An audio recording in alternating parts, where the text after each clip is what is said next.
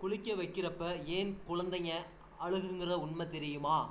குளிக்க வைக்கிறப்போ ஏன் குழந்தை அழுகுதுங்கிற உண்மை தெரியுமா?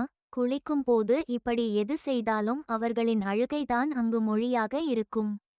குழந்தையை குளிப்பாட்டுவதற்குள் அம்மாக்கள் படும் பாடு பெரும் பாடுதான். ஏனென்றால் குளிக்கும் போது அழுது கொண்டே தான் இருப்பார்கள். இப்படி ஏன் செய்கிறார்கள் என்று தெரியுமா? வாங்க தெரிஞ்சுக்கலாம். கீழ்க்கண்ட காரணிகளை தவிர்த்து உங்கள் குழந்தையை சந்தோஷமாக குளிக்க வையுங்கள். கண்களில் தண்ணீர் படும்போது குழந்தைகளுக்கு கண்களை மூடத் தெரிவதில்லை.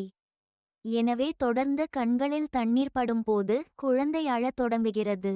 என்ன செய்ய வேண்டும்? எனவே குளிக்கும் போது ஹெட் விசர் பயன்படுத்தி கண்களை மறைத்து கொள்ளலாம். இதனால் தண்ணீர் கண்களில் படாமல் குளிக்க வைக்கலாம். உங்களில் எரிச்சல், சரும அலர்ச்சி அல்லது புண்கள் இருந்தால் தண்ணீர் அல்லது சோப்பு போடும்போது எரிய ஆரம்பிக்கும். இதனாலும் குழந்தைகள் அழுவார்கள். என்ன செய்ய வேண்டும்? எனவே புண்கள் மீது சோப்பு தண்ணீர் படாமல் பார்த்து கொள்ளலாம். அங்கே போடுவதை தவிருங்கள். தண்ணீரின் வெப்பநிலை பிறந்த குழந்தைக்கு அதிக வெப்பம் மற்றும் குளிரை தாங்க முடியாது. சருமம் சென்சிட்டிவ் ஆக இருக்கும்.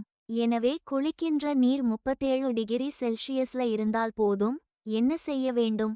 எனவே குளிப்பாட்டும் முன் தண்ணீரின் வெப்பநிலையை கைகளில் தொட்டோ அல்லது தெர்மோமீட்டர் கொண்டோ பார்த்து கொள்ளுங்கள். குழந்தையை மெதுவாக தண்ணீரில் இறக்கி குளிப்பாட்டுங்கள். பசியும் குழந்தை அழுவதற்கு காரணமாக அமைகிறது. வயிறு நிறையாத போது குளிப்பாட்டினால் குழந்தைகள் அழ வாய்ப்புள்ளது. என்ன செய்ய வேண்டும்? எனவே குளிப்பதற்கு 30 முதல் 45 வரை நிமிடங்களுக்கு முன்னாடியே குழந்தைகளுக்கு சாப்பாடு கொடுத்து விடுங்கள். அப்பொழுதுதான் அவர்களுக்கு சீரணிக்கும். சோப்பு பயம். உங்கள் குழந்தையின் சருமத்திற்கு தகுந்த சோப்பை தேர்ந்தெடுத்து பயன்படுத்துங்கள். சோப்பு கண்களில் படும் போதோ சருமத்தில் படும் போதோ எரிச்சல் ஏற்பட்டால் குழந்தைகள் அழ ஆரம்பிக்கும்.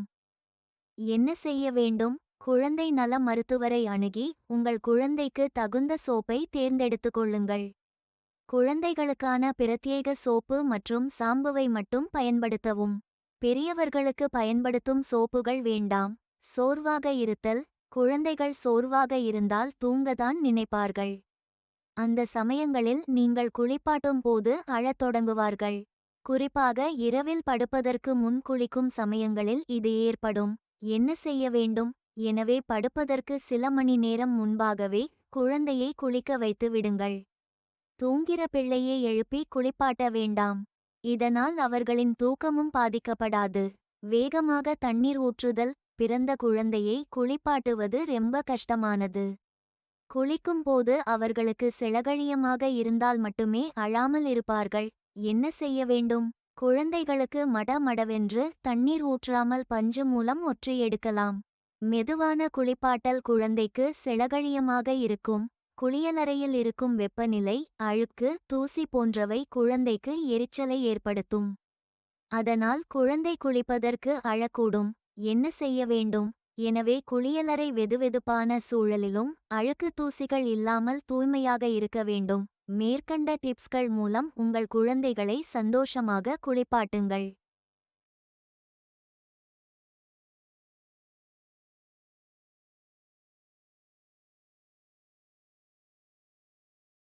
Thanks for watching this video. Please subscribe our channel. Thank you.